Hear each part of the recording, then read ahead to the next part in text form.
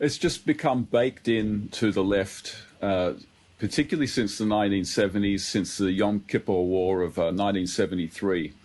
So as you well know, Nick, when the State of Israel is declared in 1948, the left and the so-called progressives are actually very supportive of it.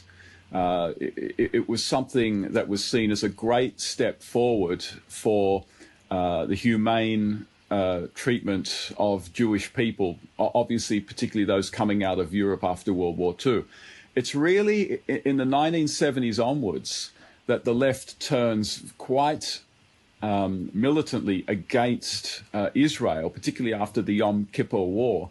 And why is this? Well, it's because, in a sense, prior to the late 1960s, a lot of the left was animated by more sort of humanitarian ideals, sort of universalism ideals, the idea of sort of self-determination of all peoples and things like that.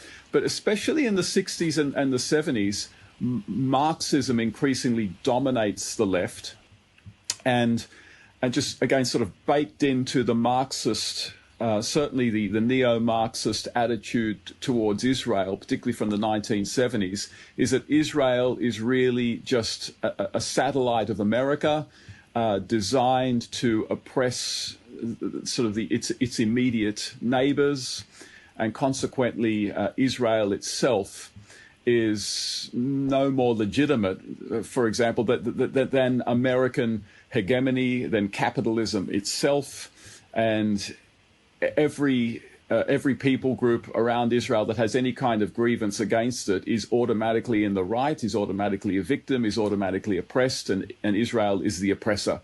So this sort of radical Marxist attitude to Israel since the 1970s is just baked into the left now. It is just totally baked into the left. And it's incredible when you read the Hamas Charter. The Hamas Charter, I mean, the left often talks about a two-state solution. But the Hamas Charter is not a two-state solution charter. It is Israel is completely illegitimate, and we are justified in resisting it, and not even resisting it when it attacks us, resisting it by virtue of its very existence. That is the Hamas Charter. It is a terrorist organization. It is a terroristic charter.